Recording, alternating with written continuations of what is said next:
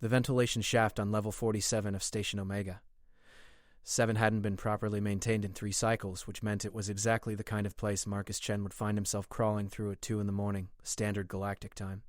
The human maintenance worker squeezed his lean frame through the narrow metal tunnel, his tool belt clanking softly against the sides as he moved toward the malfunctioning atmospheric processor that had been spitting out contaminated air for the past week.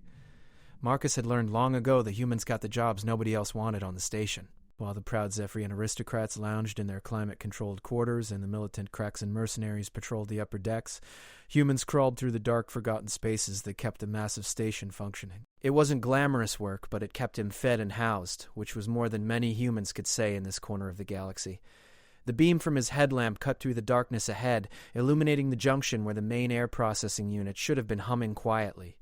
Instead, he found silence and the acrid smell of burned circuitry. Marcus cursed under his breath in 3 different languages, a skill he'd picked up from working alongside aliens who seemed to have an endless vocabulary for expressing frustration. As he began unpacking his tools, a sound echoed from deeper in the maintenance tunnel, a low, pained whimper that definitely didn't belong to any piece of machinery. Marcus froze, his hand halfway to a sonic wrench. The station's records showed this section was supposed to be completely automated, with no life forms registered in the area. The sound came again, weaker this time, and Marcus felt his chest tighten. He'd always been a sucker for anything that was hurt and needed help, much to his mother's dismay back on Earth. She'd constantly warned him that his bleeding heart would get him into trouble someday. Looking back, she'd been absolutely right, but Marcus had never been able to just walk away from suffering. He packed his tools back into his belt and began crawling toward the source of the sound, following a side tunnel that his station schematics didn't even show existed. The passage was older than the main sections, built with the heavy, ornate metalwork that characterized early Zephyrian architecture. Whoever had constructed this part of the station had cared more about artistic beauty than practical efficiency. The tunnel opened into a small chamber that had clearly been forgotten during the station's many renovations over the centuries. Broken pieces of what might have once been decorative panels lay scattered across the floor, and thick cables snaked along the walls like sleeping serpents. But Marcus barely noticed the room's details because his headlamp had found something that made him gasp aloud. In the far corner, pressed against the wall like it was trying to disappear into the metal itself, was a creature unlike anything Marcus had ever seen. It was roughly the size of a large dog, but its proportions were all wrong for any Earth animal. Its body was sleek and feline, covered in what looked like fur that shifted colors in the light. Silver at some angles, deep blue at others, with hints of purple that seemed to move like oil on water. 6 legs ending in delicate, almost hand-like paws were tucked beneath its body, and a long, sinuous tail wrapped around its front like a protective barrier. But what struck Marcus most were the creature's eyes, large and multifaceted like a crystal prism. They held an intelligence that was unmistakably sentient. This wasn't just an animal, this was a person, trapped in a non-human body and clearly terrified. The creature's breathing was shallow and rapid, and Marcus could see dark stains on its iridescent fur that looked suspiciously like blood. As he moved closer, keeping his movements slow and non-threatening, he noticed burn marks along the creature's sides. "Hey there," Marcus whispered, his voice barely audible, even in the small chamber. "I'm not going to hurt you. I'm here to help." The creature's eyes fixed on him, and Marcus felt a strange sensation, as if someone was gently probing the edges of his mind. It lasted only a moment before the creature seemed to collapse further into itself, exhausted by even that small effort. Marcus had seen enough alien physiology during his years on the station to recognize the signs of severe trauma and blood loss. Whatever had happened to this being, it had been recent and brutal. The thought made anger surge through him. Anger at whoever could torture a sentient creature and then abandon it to die in a forgotten corner of the station. He carefully removed his emergency medical kit from his tool belt, moving slowly so as not to startle the injured being. The kit was designed for human first aid, but the basics of trauma care were surprisingly universal across species. Stop the bleeding, prevent infection, maintain body temperature. These principles had served him well in the past, when he'd helped injured Zephyrian workers and even a Kraxan soldier who'd been caught in an industrial accident. "I'm going to try to help you," Marcus said softly, continuing to speak even though he wasn't sure the creature understood human speech. "I know you're scared, but I won't hurt you. I promise." As he reached into his kit for antiseptic and bandaging material, the creature made a sound that was part whimper, part something else. something that sounded almost like words in a language Marcus didn't recognize. The being's crystal eyes were fixed on his face, and he had the unsettling feeling that it was somehow reading his intentions directly from his mind. Marcus had always believed that actions spoke louder than words anyway. He began by cleaning the worst of the burns with gentle, practiced movements, talking continuously in a soothing voice as he worked. The creature remained still, though its breathing gradually became less labored as Marcus wrapped its injuries with medical tape and applied healing gel to the burned areas. The strangest thing was how the creature's fur seemed to respond to his touch. Where his hands passed over it, the color seemed to stabilize, settling into a warm silver tone that reminded Marcus of moonlight on water. It was beautiful in a way that made his chest ache. Not just the aesthetic beauty, but the trust this being was showing by allowing him to help. As he worked, Marcus found himself talking about his life, his work, even his childhood back on Earth. It felt natural, like the creature was actually listening and understanding every word. He told it about his mother's garden, about the stray cats he'd rescued as a child, about how he'd ended up working maintenance on an alien space station millions of light years from home. "The thing about being human," he said as he carefully wrapped the creature's injured front leg, "is that we're pack animals at heart. We're social creatures who form bonds with just about anything that shows us kindness back. My mother always said it was our greatest weakness and our greatest strength." The creature made that sound again, the one that almost resembled speech. And this time Marcus was certain he heard intelligence in it. Not just animal communication, but complex thought trying to force itself through vocal cords that weren't designed for the words it wanted to say. Marcus finished his field treatment and sat back on his heels, studying his patient. The immediate danger seemed to have passed.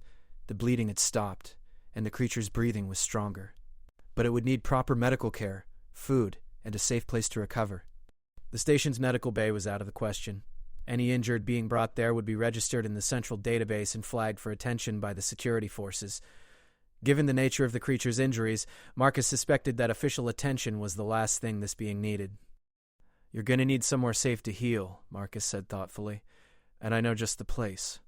The creature's head tilted slightly, and those remarkable eyes seemed to bore into his soul. Marcus felt that strange mental touch again, gentler this time, like a question being asked without words. "My quarters," he explained. "They're small and they're not much to look at, but they're in the human residential section. Security doesn't bother monitoring that area very closely. They figure we're too primitive to cause any real trouble. Sometimes being underestimated has its advantages." Marcus began packing up his medical supplies, then paused. The creature was clearly too injured to walk any significant distance, and carrying it through the station corridors would attract exactly the kind of attention they were trying to avoid. "This might be a little undignified," Marcus apologized as he carefully wrapped the creature in his work jacket, "but it's the best way to get you somewhere safe without anyone asking questions." The being allowed itself to be gently bundled into the jacket, though Marcus could feel its tension. It was clearly a creature accustomed to grace and dignity, reduced to being smuggled through service tunnels like contraband. The thought made Marcus's anger flare again at whoever was responsible for this situation. The journey to Marcus's quarters took nearly an hour, following a circuitous route through maintenance passages and service quarters that avoided all the major security checkpoints. Marcus had learned these hidden ways during his years on the station, mapping out every forgotten corner and abandoned passage. Knowledge like that was survival insurance for a human working in alien space. His quarters were in Sublevel 12, in a section of the station that had originally been designed for automated systems, but had been hastily converted to housing when the human population had grown beyond the planner's expectations. The rooms were small, cramped, and poorly ventilated, but they had one crucial advantage: privacy. Marcus sealed the door behind them and carefully unwrapped his passenger, setting the creature down on his sleeping mat. The being looked around the small space with those extraordinary eyes, taking in the sparse furnishings, the human artifacts Marcus had managed to accumulate, and the small porthole that showed a view of distant stars. "Welcome to Castle Chen," Marcus said with a self-deprecating smile. Not exactly a palace, but its home. The creature settled onto the sleeping mat with evident relief, its body finally able to fully relax for the first time since Marcus had found it. He busied himself preparing food and water, raiding his small pantry for anything that might be suitable for an unknown alien physiology. Protein bars, vitamin supplements, and purified water seemed like safe choices. As he worked, Marcus found himself studying his unexpected guest more closely. The creature's fur continued to shift colors subtly, responding to changes in light and possibly emotion. Its 6 legs were arranged in a way that suggested both quadrupedal and bipedal locomotion capabilities, a design that spoke of evolutionary sophistication. Most importantly, its eyes tracked Marcus's movements with clear intelligence, and occasionally it would make those almost speech sounds that suggested it was trying to communicate complex thoughts. "I wish I could understand what you're trying to tell me," Marcus said as he offered the creature small pieces of protein bar. "But maybe that will come with time." The being accepted the food delicately, using its front paws with almost hand-like dexterity. As it ate, Marcus noticed that some of the tension seemed to leave its body. Whatever else it might be, the creature was clearly intelligent enough to recognize kindness and respond to it. Marcus settled down on the floor across from his guest, leaning back against the wall. "You know, I should probably give you a name. Can't just keep thinking of you as the creature." The being paused in its eating and fixed those crystal eyes on him again. Marcus felt that mental touch, stronger this time, and for a brief moment he had the strangest sensation, as if someone was trying to tell him a name, but the concept was too complex for human minds to properly grasp. "How about echo?" Marcus suggested. "You seem to be trying to echo thoughts and words you can't quite form. Plus, you're kind of haunting this place like an echo from somewhere else." The creature, echo, made a sound that might have been approval or might have been resignation. Marcus chose to interpret it as acceptance. Over the next few hours, as Station Omega 7's night cycle progressed toward morning, Marcus found himself settling into an unexpected routine with his guest. Echo seemed content to rest and observe, occasionally accepting food or water, but mostly just watching Marcus with those remarkable eyes. Marcus had dealt with enough different alien species to recognize the signs of high intelligence, and Echo displayed them all. The way it studied its surroundings, analyzing and cataloging. The way it tested its injuries carefully, clearly understanding the limits of its current physical condition. Most tellingly, the way it watched Marcus himself, not with the wariness of a wild animal, but with the calculating gaze of someone trying to understand a puzzle. As the station's morning cycle began and Marcus prepared to return to his duties, he found himself reluctant to leave Echo alone. The creature was still weak, still vulnerable, and Marcus had seen enough of station politics to know that vulnerability was often seen as an invitation for exploitation. "I have to go to work," Marcus explained, kneeling beside the sleeping mat, "but I'll be back as soon as I can. There's food and water here, and the door will stay locked. You should be safe." Echo's eyes followed him as he moved around the small room, gathering his tools and work equipment. Just before Marcus reached the door, the creature made that almost speech sound again, longer this time, with distinct tonal variations that definitely sounded like language. Marcus paused with his hand on the door control. "I wish I could understand you," he said quietly. "But maybe understanding isn't always about words. Maybe sometimes it's just about being there when someone needs help." Echo's response was a soft sound that Marcus chose to interpret as gratitude. As Marcus left his quarters and began the long journey to his assigned work area, he couldn't shake the feeling that his life had just taken a dramatic turn. Echo wasn't just some injured animal he'd rescued on impulse. There was something more going on here, something that involved the kind of forces that could reduce a clearly intelligent being to a broken, tortured refugee hiding in abandoned tunnels. Marcus Chen had always been the kind of person who helped first and asked questions later. But as he began another routine day maintaining the systems that kept Station Omega 7 functioning, he had a growing suspicion that this time his compassionate nature might have gotten him involved in something much larger and more dangerous than he could possibly imagine.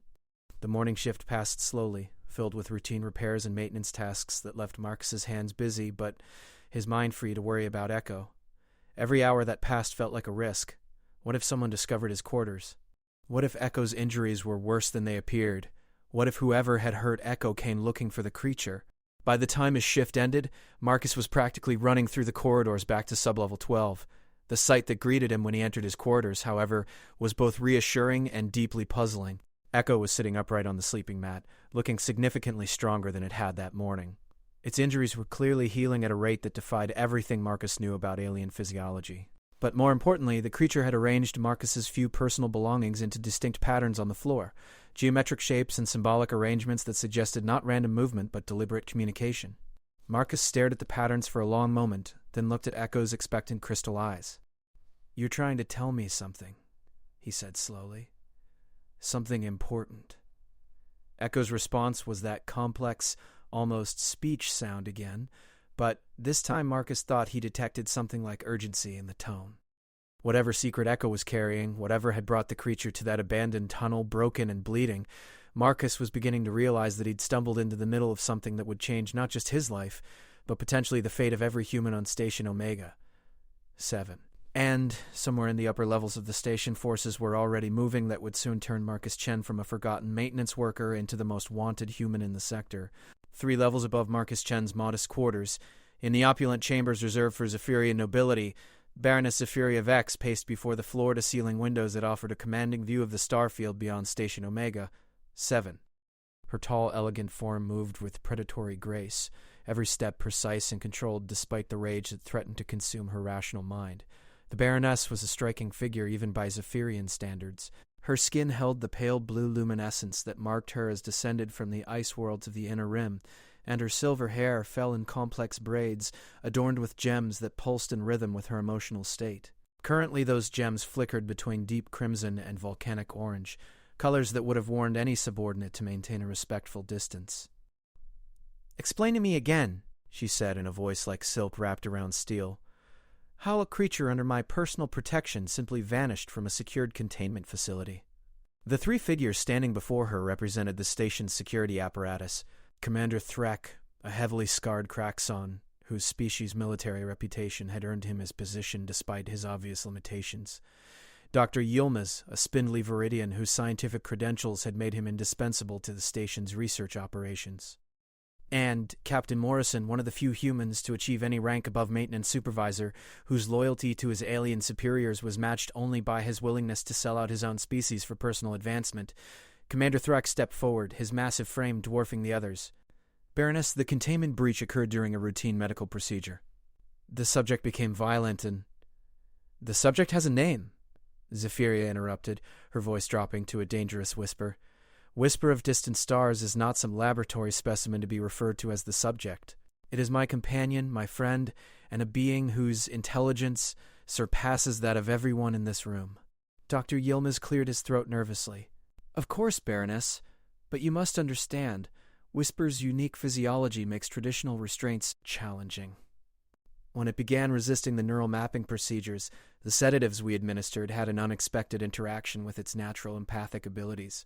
The resulting psychic discharge temporarily disabled our security systems. Zephyria's gems flashed from orange to pure white, a color that made all 3 subordinates take an involuntary step backward.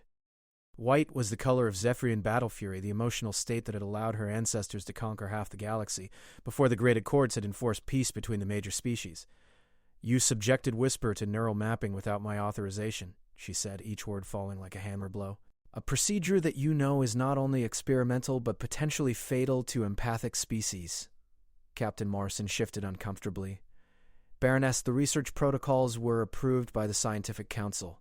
The potential military applications of understanding empathic neural patterns are irrelevant to my personal companion." Zephyria cut him off. "Whisper was not made available for your experiments. It was in medical containment for treatment of injuries sustained during our last diplomatic mission. The truth was more complicated than that, and everyone in the room knew it. Whisper of Distant Stars belonged to a species called the Resonari, beings whose empathic and telepathic abilities made them incredibly valuable as interpreters, negotiators, and intelligence gatherers.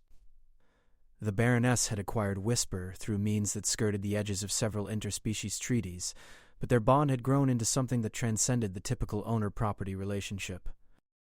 Whisper had been injured during the mission to the Outer Rim, where Zephyria had been negotiating mining rights with a particularly volatile faction of space pirates. The pirates had discovered Whisper's abilities and had attempted to torture him from the creature about Zephyrian military movements. By the time Zephyria had extracted her companion, Whisper had been traumatized both physically and psychically. The medical bay had been supposed to provide safe, healing treatment. Instead, the station's research staff had seen an opportunity to study a living Resonari under controlled conditions, an opportunity too rare to pass up regardless of the ethical implications. "The neural mapping was intended to help Whisper," Dr. Yilmaz protested. "By understanding how its empathic abilities were being affected by the trauma, we hope to develop better treatment protocols." "Without anesthesia," Zephyria noted coldly, "because you needed Whisper to be conscious and experiencing pain in order to properly map its neural responses." The silence that followed was answer enough. Zephyria turned back to the windows, her reflection ghost-like against the starfield. "Find Whisper," she said quietly. "Find my companion, and find whoever helped it escape. Because someone did help. Whisper was too injured to manage an escape on its own." Commander Threk's scarred features twisted into a frown. Baroness, our security sweeps have covered every accessible area of the station. Whatever assisted in the escape has hidden the creature well. Then expand your sweeps to include the inaccessible areas, Zephyria commanded. The maintenance tunnels, the abandoned sections, the service corridors that don't appear on standard station maps. If Whisper is hiding, it would seek out spaces that feel safe and isolated. Captain Morrison cleared his throat.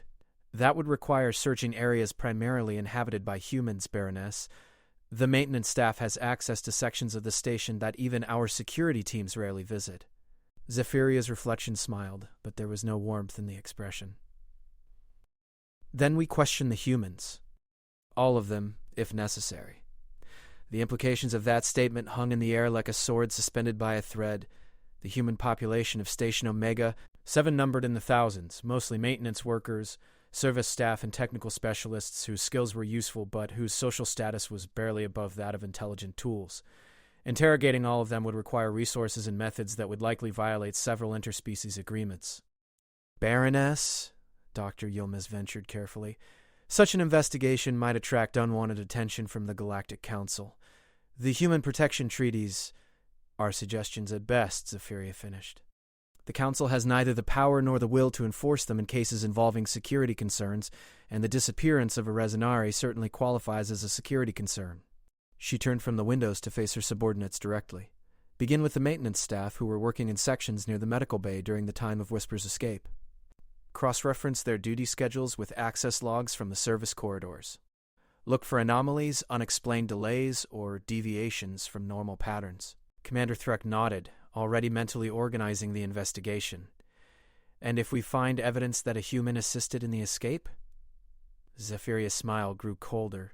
Then we'll have a very interesting conversation about the difference between protection and possession under interspecies law.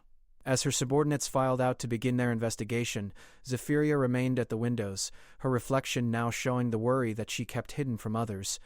Whisper of Distant Stars was more than just a valuable asset or even a cherished companion. The Resonari held secrets that could reshape the balance of power in the galaxy, knowledge about ancient technologies, hidden star charts, and the location of resources that could either elevate or destroy civilizations. More personally, Whisper was the only being in the galaxy who truly understood her.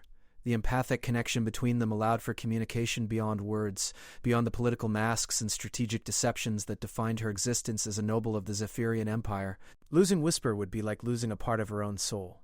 But there was another concern, one that she couldn't share with her subordinates. Whisper's injuries had been more severe than she'd admitted to the medical staff. The torture the creature had endured had damaged not just its body, but its empathic abilities. The neural mapping procedure might have pushed it over the edge into complete psychological collapse.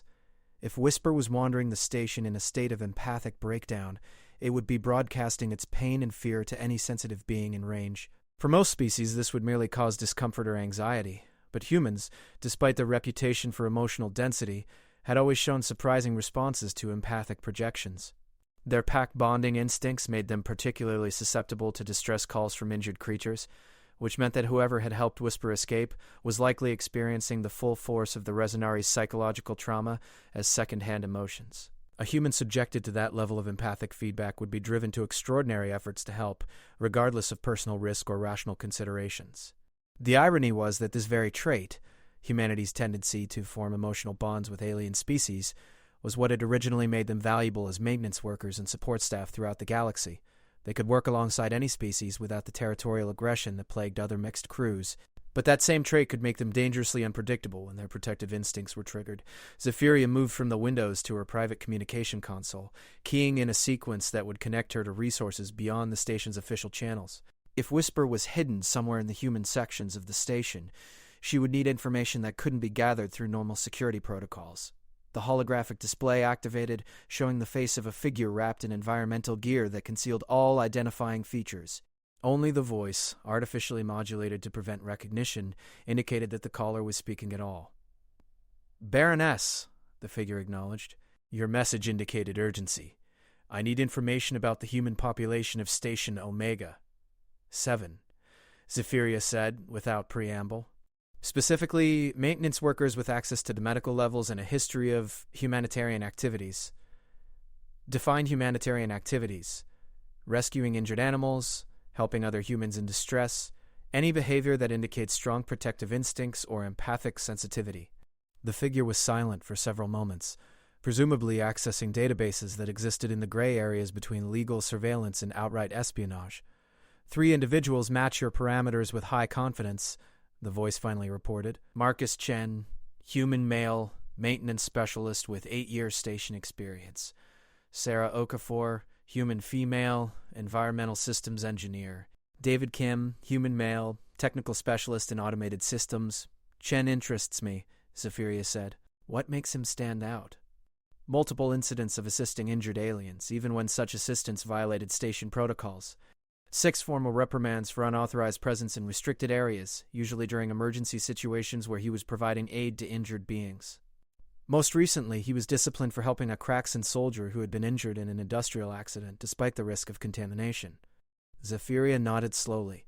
Marcus Chen sounded exactly like the type of human who would risk everything to help an injured creature, regardless of the political consequences. I need his quarters searched, she said. Discreetly. That can be arranged, however, such a search would require evidence of wrongdoing to maintain legal protocols. Zephyria's laugh held no humor. I'm sure we can manufacture sufficient evidence if necessary. The important thing is to determine whether Chen has had any contact with my missing companion. Understood. The search will be conducted within the hour. The communication ended, leaving Zephyria alone with her thoughts and growing concerns. If Whisper was indeed hidden somewhere in the human quarters, the situation was more complicated than a simple rescue operation. Humans who formed emotional bonds with alien species could become extraordinarily protective, sometimes to the point of sacrificing their own lives to defend their adopted charges. Which meant that retrieving Whisper might require methods that would permanently damage relationships between the Zephyrian Empire and the human populations throughout their territory. Such consequences were regrettable, but ultimately acceptable if they resulted in the safe return of her companion. What worried Zephyria more was the possibility that Whisper's psychological state might be affecting its rescuer in ways that could prove dangerous for everyone involved. Resonari empathic abilities could create feedback loops with receptive minds, particularly minds already predisposed to emotional bonding. If Marcus Chen or whoever was harboring Whisper was being subjected to the full force of the creature's trauma, they might be driven to increasingly desperate measures to protect it. Zephyria returned to her pacing, her gems now pulsing with deep blue, the color of calculations and strategic planning. She had perhaps 6 hours before the station's next shift change would bring increased traffic in the human residential areas. If Whisper was hidden there, she needed to retrieve it before the situation escalated beyond her ability to control. The alternative, a full lockdown and systematic search of the entire station, would achieve her goal but at the cost of revealing just how valuable Whisper truly was to her enemies and allies alike. Such attention was the last thing she needed, particularly given the delicate political negotiations currently taking place throughout the sector. No, this situation required subtlety, precision, and perhaps a degree of mercy that her subordinates wouldn't expect from a Zephyrian noble.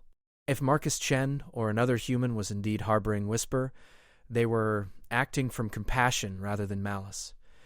Such motivations could be redirected rather than simply crushed.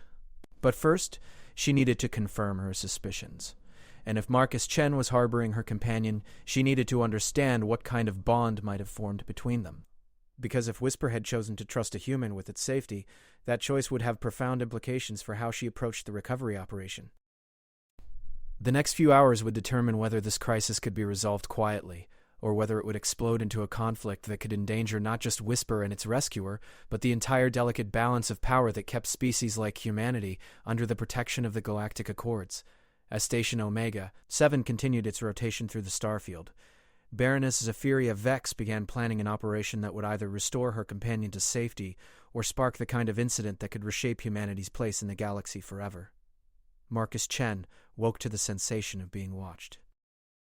The feeling was so strong that he bolted upright on his sleeping mat before his brain had fully processed the transition from sleep to wakefulness. In the dim light of his quarters' emergency illumination, Echo's crystal eyes gleamed with an intensity that seemed to pierce straight through to his soul. But something was different. The creature that had been broken and barely conscious just days ago now sat with perfect poise, its 6 legs arranged beneath it in a position that spoke of alertness and decision. The shifting colors in its fur had stabilized into patterns that seemed almost like writing.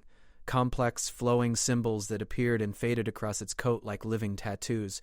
"Good morning to you too," Marcus said softly. though he noticed his chronometer indicated it was actually the middle of the station's night cycle. Couldn't sleep either? Echo made that complex sound that Marcus had started thinking of as its attempt at speech, but this time there was something different about it. The tones were clearer, more organized, and for a brief moment Marcus had the startling impression that he was hearing actual words in a language his mind almost recognized. More unsettling was the sensation that accompanied the sound, a gentle pressure against his thoughts, as if someone was trying to communicate directly with his mind. Marcus had experienced something similar during his brief encounters with Zephyrian telepaths, but this felt different. Where the Zephyrian's mental touch had been cold and invasive, Echo's contact felt warm, almost protective. "Are you trying to tell me something?" Marcus asked, sitting up fully and focusing his attention on his unexpected companion. Echo's response was immediate and overwhelming. Images flooded Marcus's mind, not his own memories, but visions from another perspective entirely. He saw vast chambers filled with crystalline structures that sang with ethereal music. He witnessed ceremonies where beings like Echo communicated in harmonies of thought and emotion that transcended language. He felt the deep contentment of a species that had achieved perfect emotional balance with their environment and each other. And then the visions turned dark. Marcus experienced flashes of capture, of being torn away from family and home.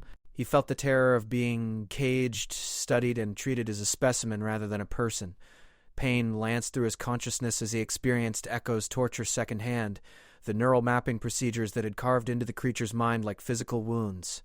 But underneath it all was something else, something that made Marcus's breath catch in his throat. Love. Deep, profound affection for someone who had tried to protect Echo, who had fought to save the creature even when it meant personal risk. Through Echo's empathic connection, Marcus felt the bond between the creature and its protector, a relationship that transcended species boundaries and spoke to the deepest levels of trust and mutual care. The visions faded, leaving Marcus gasping and disoriented. Echo watched him with those remarkable eyes, waiting for his response to the most intimate communication the creature could offer. "Your friend," Marcus said, when he could trust his voice again. "The one who cares about you. She's looking for you, isn't she?" Echo's affirmative response came not as sound, but as a warm pulse of emotion that spoke of hope mixed with fear. Hope that reunion was possible, fear that the search might endanger both rescuer and rescued. Marcus rubbed his temples, trying to process the implications of what he'd just learned. Echo wasn't just some rare creature that had been abandoned. It was someone's companion, someone who cared about it deeply and was probably moving heaven and earth trying to find it. "But you're afraid to go back," Marcus continued, reading the complex emotions that Echo was projecting, "'cause the people who hurt you are still out there." This time Echo's response was a wave of terror so intense that Marcus had to grip the edge of his sleeping mat to keep from being overwhelmed. Through the empathic connection, he experienced Echo's memories of the laboratory, of beings and medical equipment treating the creature like a thing to be studied rather than a person to be healed. Marcus had seen enough of station politics to understand the implications of whoever had been conducting those experiments had significant authority and resources. They wouldn't simply give up because their subject had escaped. They would want Echo back, and they wouldn't be particular about what methods they used to achieve that goal, which meant that both Echo and Marcus were in considerably more danger than he'd initially realized.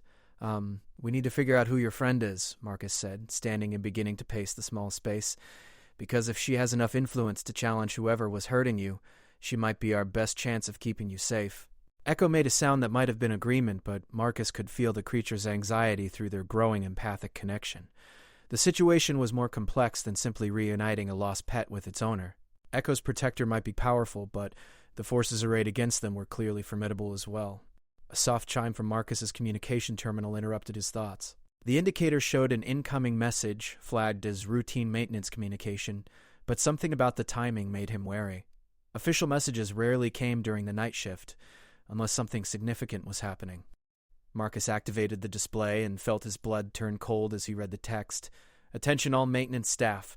Effective immediately, random quarters inspections will be conducted to ensure compliance with station cleanliness and safety protocols. Inspections will begin at 0600 hours, level 12. All personnel are required to be present for inspection. Failure to comply will result in disciplinary action." Echo sensed Marcus's sudden spike of fear and tension. The creature moved closer, its warm presence offering comfort even as both of them realized what this message really meant. Someone was looking for Echo, and they had enough authority to conduct official searches of the human residential areas. "We need to move you," Marcus said, his mind racing through possibilities. "But where?" "Anywhere on the station will be vulnerable to an official search." Echo moved to the small porthole that showed the starfield beyond the station. The creature's colors shifted to deep blues and purples as it stared out at the distant lights, and Marcus felt a complex mix of emotions through their connection: longing, determination, and something that felt like an idea forming. "You want to try to contact your friend?" Marcus realized. "But how? Any communication we send could be monitored." Echo turned from the porthole and moved to where Marcus kept his personal tablet. The creature's front paws, so hand-like that Marcus sometimes forgot they weren't actual hands, gestured toward the device with clear intent. Marcus activated the tablet and watched in amazement as Echo began using its paws to navigate the interface. The creature's movements were precise and purposeful, demonstrating a familiarity with technology that spoke of significant intelligence and prior experience with similar systems. Echo accessed the station's general information network, navigating through layers of public directories with practiced ease. Within minutes, the creature had pulled up the roster of station dignitaries and permanent residents, the kind of information that was technically public but rarely accessed by maintenance staff. The creature paused at a particular entry, its colors shifting to warm golds that felt like recognition and affection through the empathic link. Marcus leaned over to read the display. Baroness Zephyria Vex, Diplomatic Envoy, Zephyrian Empire. Permanent quarters, Level 3, Section Alpha. Current status, in residence. Marcus felt his stomach drop. Echo's protector wasn't just influential. She was Zephyrian nobility, one of the most powerful individuals on the entire station. The implications were staggering. If Echo belonged to a Baroness, then whoever had been experimenting on the creature had either done so without her knowledge or she's the one who authorized the experiments. Marcus finished the thought aloud, studying Echo's reaction carefully. The creature's response was immediate and emphatic.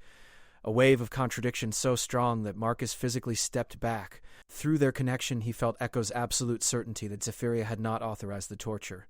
The bond between them was built on trust and protection, not exploitation, which meant that someone on the station had acted against the direct interests of a Zephyrian Baroness.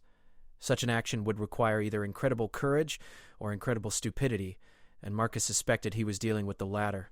"So the people who hurt you were acting without her authority," Marcus said, pieces of the puzzle beginning to fit together. "But they must have significant resources of their own to risk crossing someone of her rank." Echo confirmed this assessment with a pulse of agreement mixed with frustration. The creature understood the political complexities involved better than Marcus did, and that understanding was clearly a source of considerable anxiety. A new sound interrupted their communication: footsteps in the corridor outside Marcus's quarters. Heavy boots moving with military precision, accompanied by the softer sound of multiple figures trying to move quietly. Marcus recognized the gait pattern immediately, security personnel attempting a stealth approach. Echo's colors shifted to alarm patterns of red and orange as the creature sensed Marcus's spike of adrenaline. Through their empathic connection, both of them realized that time had run out. The search party had arrived early, probably hoping to catch residents while they were still asleep and unprepared. Marcus looked around his small quarters desperately, searching for any hiding place that might concealment Echo from a thorough search. The room was too small, too sparse, with nowhere to hide anything larger than a datapad. But Echo was already moving, flowing across the floor with liquid grace toward the small maintenance access panel near the floor. Marcus had forgotten about that panel. It provided access to the environmental systems for his living unit, connecting to the same network of passages where he'd first discovered Echo. The creature paused at the panel, looking back at Marcus with those extraordinary eyes. Through their connection, Marcus felt Echo's gratitude, its affection, and its determination to protect Marcus from the consequences of harboring an escaped prisoner. "No," Marcus whispered urgently. "You're still too weak. You need more time to heal." Echo's response was a complex mix of determination and resignation. The creature understood the risks, but it also understood that staying would endanger Marcus. And despite their brief acquaintance, Echo had formed enough of a bond with its rescuer to prioritize his safety over its own. The footsteps were closer now, accompanied by the soft electronic whine of scanning equipment. Marcus realized with growing horror that this wasn't just a routine inspection. It was a targeted search using technology specifically designed to detect biological signatures. Echo seemed to sense the nature of the threat as well. The creature moved to Marcus and rested one paw against his hand, establishing a deeper empathic connection than they'd shared before. Through that contact, Marcus felt Echo's attempt to communicate something crucial. Images flooded his mind again, but these were different from the earlier visions. These were instructions, carefully constructed mental maps that showed him routes through the maintenance tunnels, hidden spaces where Echo might be able to hide, and most importantly, ways to contact Baroness Zephyria without going through official channels that might be monitored. "You want me to find her?" Marcus realized. "To tell her where you are?" Echo's affirmative response came with a wave of trust so profound that Marcus felt tears stinging his eyes. This creature, after being betrayed and tortured by beings it should have been able to trust, was placing its life in the hands of a human maintenance worker it had known for only a few days. The responsibility was overwhelming, but Marcus knew he couldn't let Echo down. The footsteps stopped directly outside his door. Marcus heard the soft beep of an access override being activated. Whoever was conducting the search had authority to enter any quarters on the station without permission. Echo was already at the access panel, its claws working with practiced efficiency to remove the covering. The creature paused for one last look at Marcus, and through their connection he felt a message that transcended language. A promise that they would see each other again, and a request that Marcus be careful. Then Echo was gone, vanishing into the maintenance tunnels just as the door to Marcus's quarters slid open. 3 figures entered without ceremony or apology. Marcus recognized Commander Threck from his massive build and distinctive scars, but the other 2 were unfamiliar. A human in security uniform who looked distinctly uncomfortable with the situation, and a Viridian scientist whose scanning equipment was already active and sweeping the room. "Marcus Chen," Commander Threck rumbled in a voice like grinding stone, "you will remain still and silent while we conduct our search." Marcus stood in the center of his small quarters, acutely aware of the still-warm access panel behind him and the faint trace of Echo's presence that might still linger in the air. His heart hammered against his ribs, but he forced himself to remain calm and project the kind of sleepy confusion that any maintenance worker might display when awakened by an unexpected security search. "Is there a problem, Commander?" Marcus asked, making his voice sound genuinely puzzled. "Did something happen?" Commander Threck studied Marcus with the calculating gaze of a predator evaluating potential prey.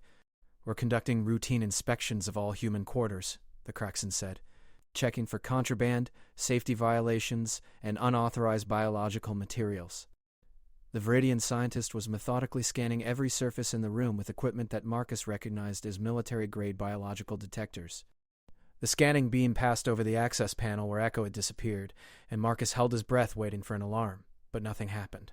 Whatever Echo was doing in the maintenance tunnels, it was apparently masking its biological signature effectively enough to avoid detection.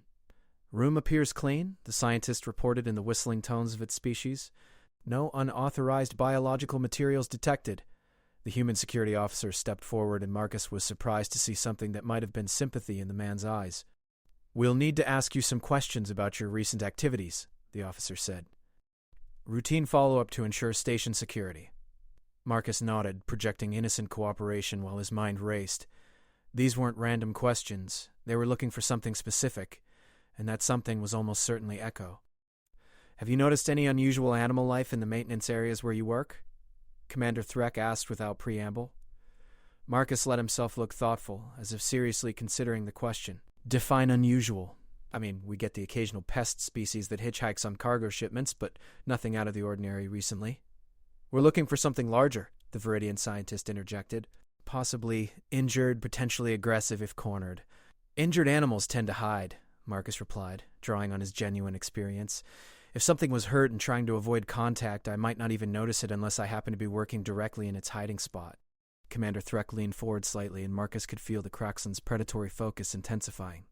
"Have you been working in any areas outside your normal assignment zones?"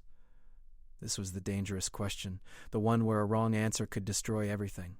Marcus knew that his access logs would show his presence in the abandoned sections where he'd found Echo, but he needed to provide a plausible explanation. "Last week I had to track down a coolant leak that was affecting multiple systems," Marcus said truthfully. "The problem turned out to be in some of the older sections that aren't regularly maintained. It took me most of the day to find the source and patch it properly." The human officer was making notes on a portable device, and Marcus noticed that the man's expression remained neutral and professional. No sign that Marcus's explanation had raised any red flags. But Commander Threck continued to study him with that unblinking predatory gaze. "Did you encounter anything unusual during that repair mission?" Marcus let himself smile slightly. "Unless you count architecture that makes no sense in wiring, that looks like it was installed by someone having a particularly creative nightmare. No. Nothing unusual." The Viridian scientist finished its scan and began packing up its equipment. No traces of target organism detected, it reported to Commander Threk. Subject appears clean. Marcus felt a wave of relief, but he was careful not to let it show on his face. Echo's empathic abilities apparently extended to somehow masking its presence from even military-grade detection equipment. Commander Threk continued to study Marcus for several long seconds, clearly not entirely satisfied with the results of the search, but without evidence, even a Kraxan security commander couldn't simply arrest a human maintenance worker on suspicion alone. "You will report any unusual animal sightings immediately to security," Threk finally said. "No attempts to handle such situations yourself." "Is this understood?" "Completely understood, Commander," Marcus replied with what he hoped was convincing sincerity. The three-being search team filed out of his quarters as abruptly as they had entered, leaving Marcus alone with his racing heart and the knowledge that he had just committed himself to a course of action that could get him killed.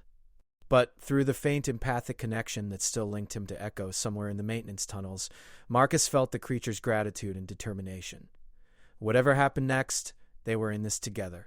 And somewhere on level 3, Baroness Zephyria Vex was waiting for news about her missing companion, unaware that the key to finding Echo lay in the hands of a human maintenance worker who was about to risk everything to reunite them. Marcus Chen had never been to level 3 of Station Omega 7. In his 8 years working maintenance, he'd never had cause to venture into the diplomatic quarters where alien nobility conducted the kind of business that shaped the fate of entire star systems. The very air felt different here. Cleaner, somehow more refined, as if even the atmospheric processors were of a higher quality than those that served the lower levels. The corridors were wider, lined with what appeared to be genuine stone and metal rather than the utilitarian composites used throughout the rest of the station. Soft lighting created pools of warmth that invited contemplation, and the subtle hum of advanced environmental systems provided a barely perceptible backdrop of comfort and luxury. Marcus felt completely out of place. He'd spent 6 hours planning this approach, using the mental maps that Echo had shared through their empathic connection to navigate routes that would avoid the most heavily monitored areas. His maintenance credentials gave him legitimate access to service corridors throughout the station, but level 3 was different. Here, security was omnipresent but invisible, woven into the very architecture in ways that would make unauthorized presence impossible to hide for long, which was why Marcus wasn't trying to hide. Instead, he walked openly through the main corridors, carrying his toolkit and wearing his standard maintenance uniform, projecting the confidence of someone who belonged exactly where he was. The key to moving through restricted areas, he'd learned, was to act like you had every right to be there. Of course, that confidence was entirely fabricated. Inside, Marcus felt like every sensor and security device was focused on him, analyzing his biometrics and finding him wanting. But Echo's empathic presence, still faintly detectable through their bond, provided a steadying influence that helped him maintain his composure. The creature was safe, hidden in a section of the maintenance tunnels that had been abandoned for decades. Echo had shown remarkable resourcefulness in creating a concealed shelter using discarded equipment and its own empathic abilities to mask its presence. But that safety was temporary at best. Eventually, the search teams would expand their efforts, and even Echo's remarkable capabilities wouldn't be enough to stay hidden indefinitely, which meant Marcus had to succeed in his mission to contact Baroness Zephyria Vex.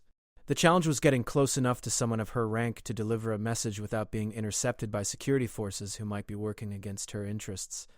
Echo had made it clear that the Baroness was unaware of the experiments that had been conducted on her companion, which meant that someone with significant authority was operating in opposition to her wishes.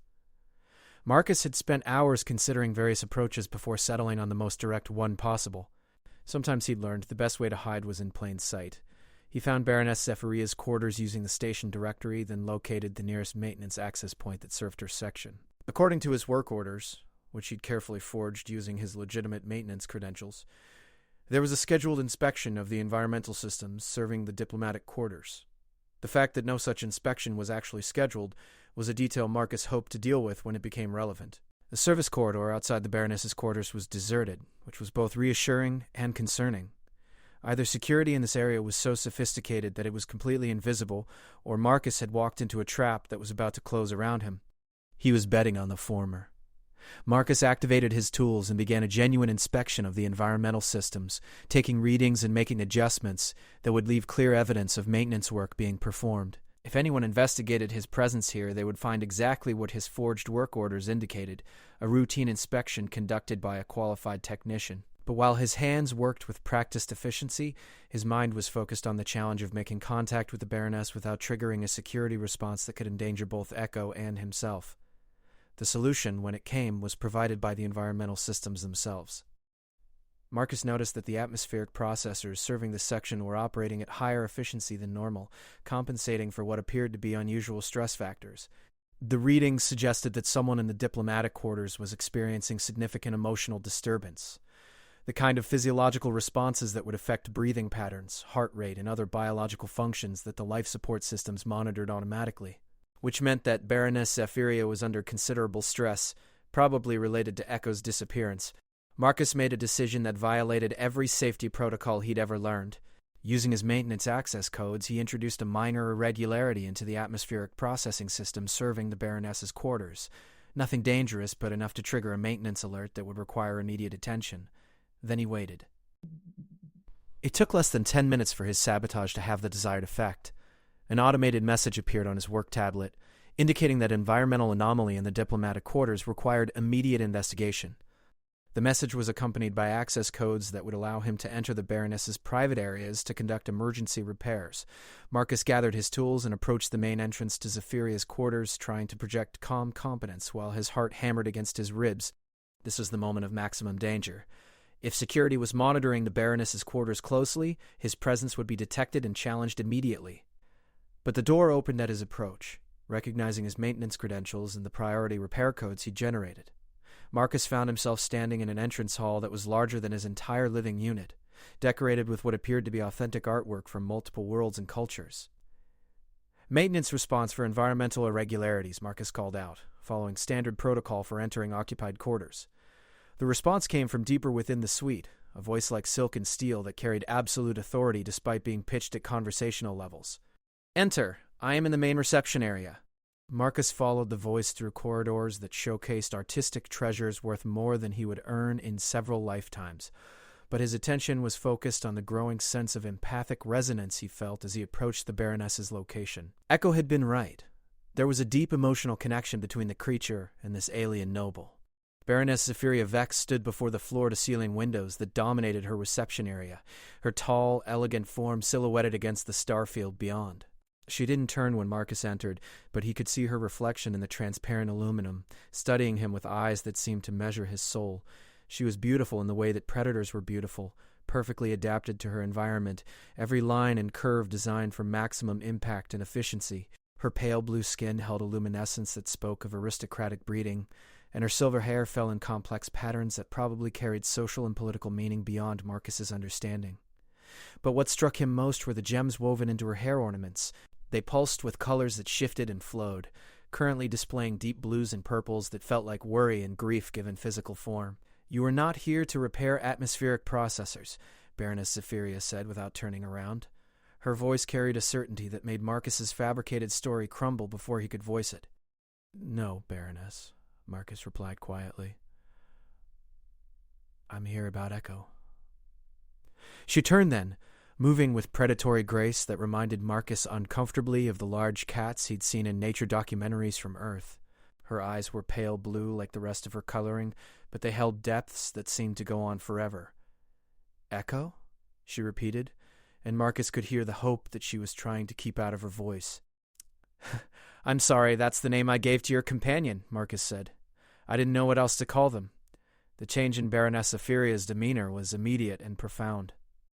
The gems in her hair shifted to warm golds and silvers, colors that felt like relief and desperate hope, and her entire posture transformed from predatory alertness to something that looked almost vulnerable. "Whisper of distant stars," she breathed. "You've seen Whisper? Are they alive?" Marcus said quickly. "Injured but healing. Hidden but safe." Baroness Zephyria closed her eyes for a moment, and Marcus saw her hands tremble slightly before she regained her composure.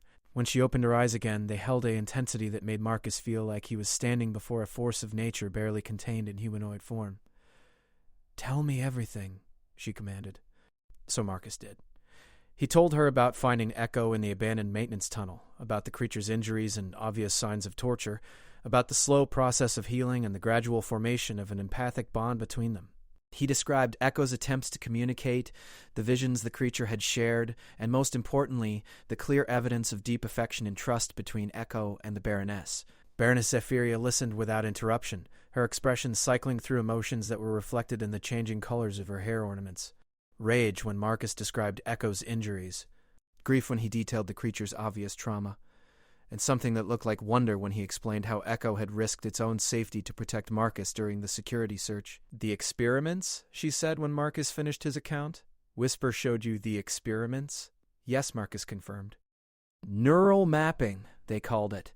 The people conducting it seemed to think they had official authorization." Baroness Zephiria's hair gems flashed a pure white, the color that had made her subordinates step backward in fear, but when she spoke, her voice remained controlled. "They did not have my authorization," she said quietly, "and they will answer for what they have done." Marcus felt a chill that had nothing to do with the environmental systems. He was seeing the kind of power that could reshape star systems, and it was focused with laser intensity on the people who had hurt Echo. "But first," Baroness Zephyria continued, her gems shifting to warm blues that felt like determination mixed with affection, "we must recover Whisper." "You said they are hidden but safe. Where?" This was the moment Marcus had been dreading. Revealing Echo's location would put the creature at risk, but keeping it secret would prevent the reunion that Echo clearly wanted. "I need your word," Marcus said, surprised by his own boldness in making demands of a Zephyrian Baroness. "That Echo... that whoever conducted those experiments won't get their hands on them again."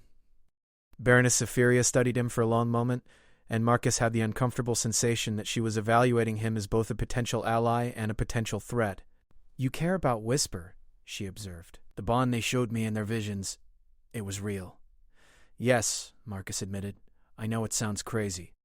I've known Echo for less than a week, but you would risk your life to protect them," the Baroness finished. "Just as I would. Perhaps that is why Whisper trusted you. They are excellent judges of character." She moved closer to Marcus, and he caught a scent that reminded him of winter mornings and distant starlight. When she spoke again, her voice held something that might have been respect. "You have shown Whisper kindness when they were helpless, protected them when they were vulnerable, and cared for them despite the danger to yourself. These are not the actions of someone seeking advantage or profit." "I will not insult such devotion by asking you to simply trust me." Baroness Zephyria moved to a communication console that looked more advanced than anything Marcus had ever seen. Her fingers moved across controls with practiced efficiency, and the air above the console shimmered as a holographic display activated.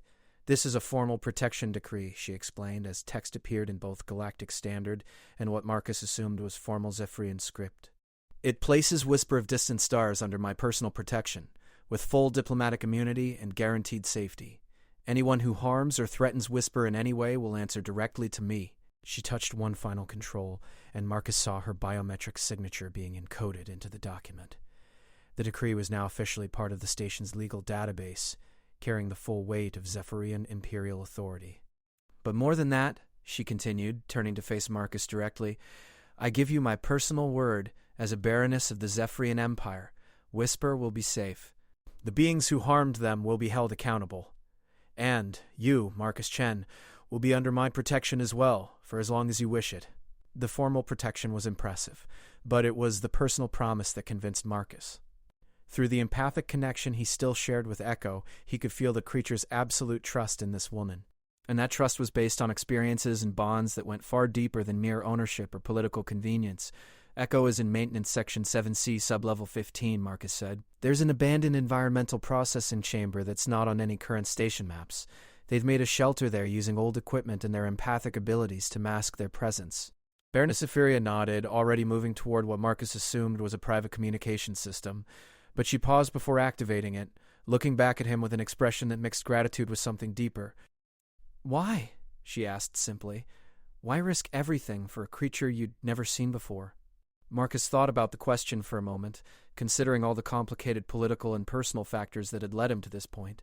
But in the end, the answer was simple. "Because they needed help," he said. "And..." "Because I could provide it," Baroness Zephyria smiled. And for the first time since he'd met her, Marcus saw past the predatory nobility to something that looked genuinely warm. "Whisper chose well when they trusted you," she said. "Now let's bring them home." As the Baroness began coordinating what Marcus suspected would be a very interesting conversation with the station's medical and security staff, he felt Echo's presence pulse with hope and anticipation through their empathic bond. The reunion was about to begin, but Marcus was beginning to understand that it was only the first step in a much larger confrontation that would determine not just Echo's fate, but the future of human-alien relationships throughout this section of the galaxy. The confrontation in the abandoned environmental chamber was unlike anything Station Omega-7 had witnessed in its 3 centuries of operation. When Baroness Zephyria Vex arrived with her chosen escort, a carefully selected team that pointedly excluded Commander Threk and Dr. Yilmas, she brought with her the full weight of Imperial authority and barely contained fury. Marcus led the way through the maintenance tunnels, followed by the Baroness and 2 Zephyrian guards whose presence felt more symbolic than practical. The real protection came from the diplomatic immunity codes that now surrounded Echo like an invisible shield, making any further attempts to harm the creature an act of war against the Zephyrian Empire. As they approached Echo's hiding place, Marcus felt the creature's emotional state through their empathic bond, a complex mix of hope, anxiety, and overwhelming relief. Echo had sensed the Baroness's approach long before they reached the chamber, and the reunion that followed redefined Marcus's understanding of interspecies relationships. Baroness Zephyria entered the makeshift shelter and stopped, her breath catching as she saw Echo curled in the corner where Marcus had left supplies and medical equipment. The creature looked stronger than it had when Marcus first found it, but the signs of trauma were still clearly visible in its posture, and the occasional tremors that ran through its iridescent fur.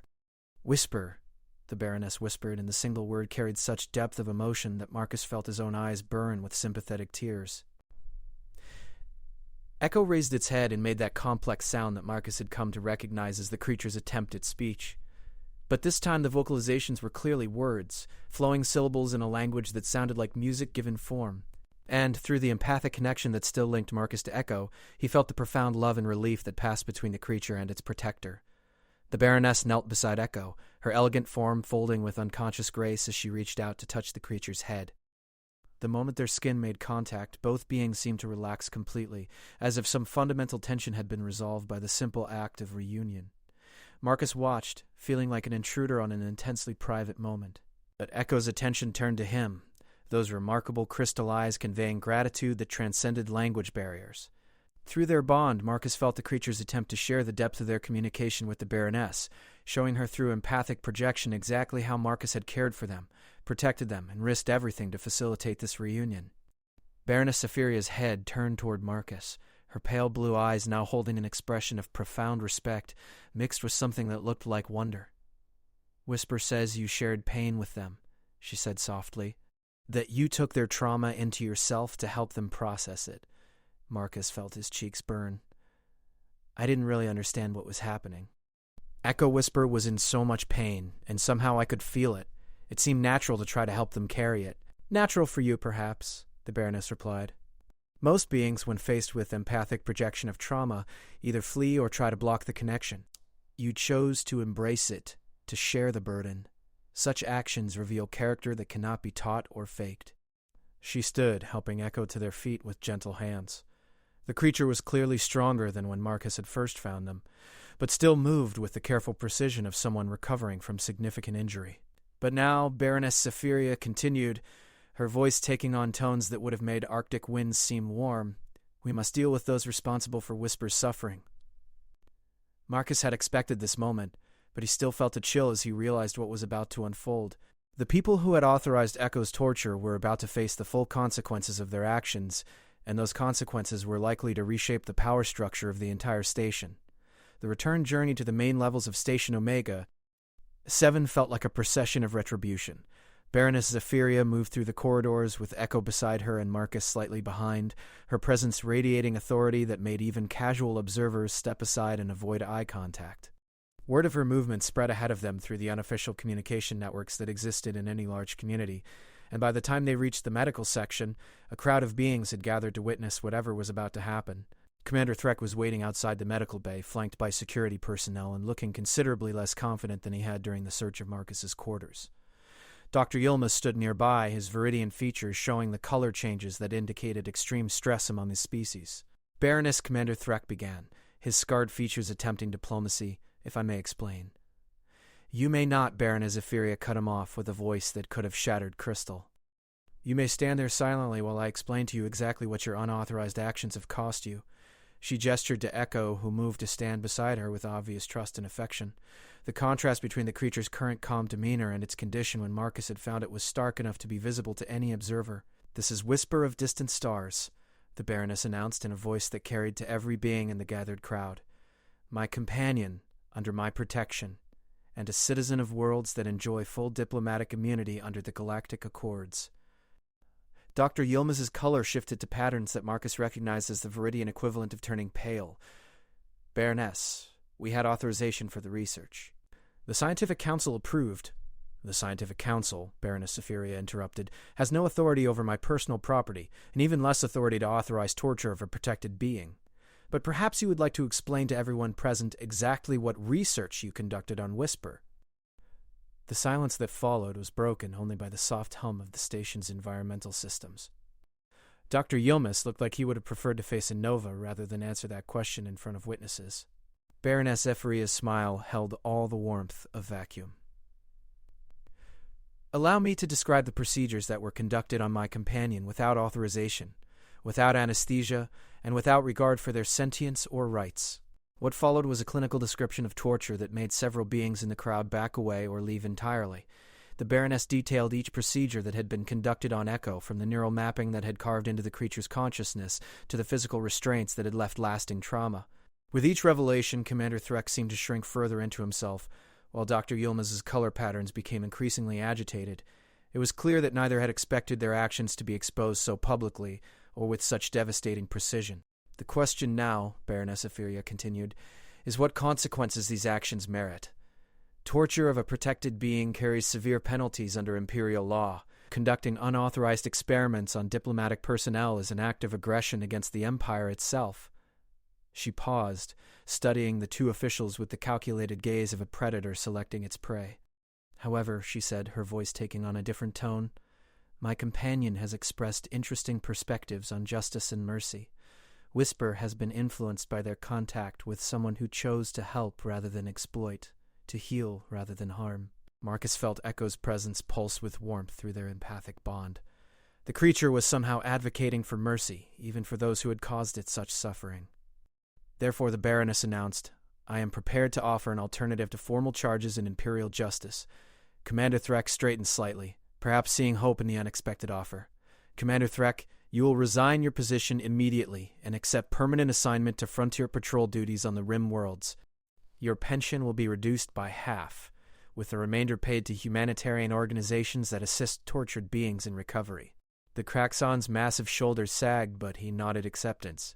Frontier patrol was dangerous, lonely work, but it was better than facing formal charges that would likely result in imprisonment or worse. "Dr. Yilmaz," the Baroness continued, "you will surrender your research credentials and accept assignment to general medical duties. All your research data from unauthorized experiments will be destroyed, and you will spend the next 5 years providing free medical care to indigent populations throughout the sector." The Viridian's color patterns showed resignation mixed with relief. Like Commander Threck, he was receiving punishment rather than justice, but it was punishment he could survive. But Baroness Saphiria's voice hardened again. "Any future violations of research ethics or attempts to harm protected beings will result in formal charges being filed retroactively. This mercy is offered once. It will not be offered again." Both officials nodded their acceptance, clearly understanding that they were receiving far better treatment than their actions warranted. As the crowd began to disperse and the immediate crisis resolved, Marcus found himself standing with Echo and the Baroness in a small pocket of relative privacy. The creature moved closer to him, and through their empathic bond he felt Echo's gratitude and affection. "What happens now?" Marcus asked. "I mean, Echo is safe, and the people who hurt them have been dealt with, but you are wondering what becomes of the bond you have formed with Whisper," Baroness Safiria finished perceptively. "And perhaps wondering what becomes of Marcus Chen, maintenance worker who risked everything to help a stranger." Marcus nodded, not trusting his voice to remain steady. The thought of returning to his routine existence after everything that had happened felt impossible, but he also couldn't imagine any alternative.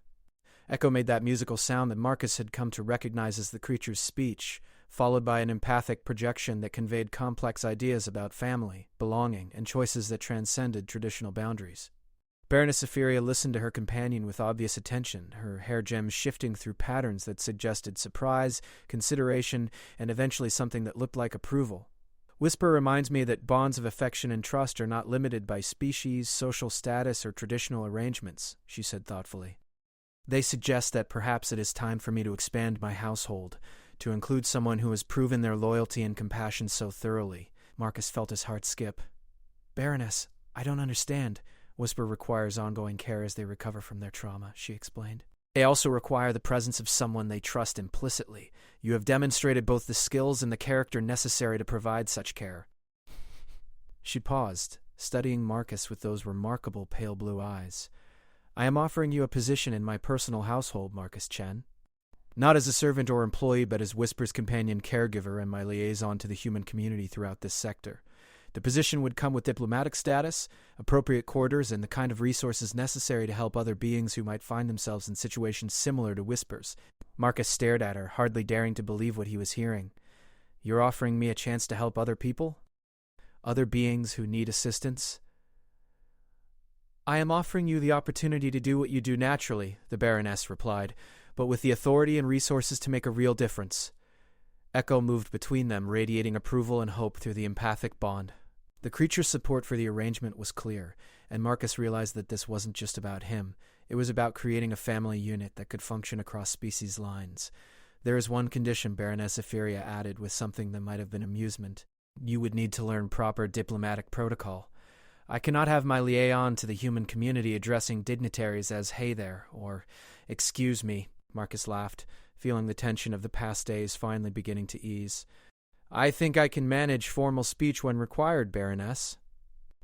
Then welcome to the household of Baroness Etheria Vex, she said formally. May this arrangement prove beneficial to all parties involved. 6 months later, Marcus Chen stood in the observation deck of the diplomatic transport ship Stellar Harmony, watching as another space station grew larger in the viewport. This time his mission was official, investigating reports of illegal experimentation on sentient beings in the Outer Rim territories. Echo, he still thought of the creature by that name despite knowing its formal designation, rested beside him, the Resonari's empathic abilities now fully recovered and stronger than ever. Their bond had deepened over the months they'd worked together, creating a partnership that allowed them to identify suffering beings from across star systems. Baroness Etheria emerged from the ship's communication center, her expression showing the satisfaction that came from successfully completing complex diplomatic negotiations. The station commander has agreed to full cooperation with our investigation, she reported. It seems our reputation has preceded us. Marcus smiled. Their small team had developed quite a reputation indeed. The Baroness provided the political authority, Echo's empathic abilities allowed them to identify beings in distress, and Marcus's background gave him access to the forgotten corners where such beings often ended up hiding. Together, they had rescued dozens of beings from situations ranging from illegal experimentation to simple abandonment. More importantly, they had established protocols that were being adopted throughout the sector for protecting sentient beings regardless of their species or social status. Ready for another adventure? Marcus asked Echo, who responded with that musical sound that he now recognized as laughter. Through their empathic bond, Marcus felt Echo's excitement about the mission ahead, mixed with deep contentment about the family they had all chosen to create. It wasn't traditional by anyone's standards, but it worked for them. As the Stellar Harmony approached its destination, Marcus reflected on how dramatically his life had changed from that night when he'd heard an injured creature crying in the darkness. He'd thought he was simply helping someone who needed assistance. He'd had no idea he was starting a revolution. But as Echo had taught him through their growing bond, sometimes the most important changes began with the simplest acts of kindness. And sometimes the decision to help a stranger in need could reshape not just individual lives, but the relationship between entire civilizations. The Resonari rested their head against Marcus's arm, projecting feelings of family, purpose, and hope for whatever challenges they would face together on the station ahead. Marcus Chen, former maintenance worker and current diplomatic liaison, smiled as he prepared to continue the work that had begun with a simple act of compassion in a forgotten corner of Station Omega 7. In the depths of space, their ship continued toward its destination, carrying a message that was slowly spreading throughout the galaxy. That kindness transcended species boundaries, that bonds of affection could bridge any gap, and that sometimes the most powerful force in the universe was simply choosing to help someone who needed it. Echo's empathic abilities had shown them all that truth was universal across all sentient species. Everyone wanted to be safe, to be cared for, and to know that they mattered to someone else. It was a lesson that Marcus had always understood instinctively, but now he had the resources to act on it on a galactic scale. As their ship entered the docking bay of their destination station, Marcus felt Echo's anticipation pulse through their bond. Somewhere on this station, beings were suffering and needed help, and Marcus Chen, with his unlikely family of a Zephyrian Baroness and an empathic Resonari, was ready to provide it. The universe was vast and often cruel, but it was also filled with the potential for unexpected kindness, and that, Marcus had learned, made all the difference.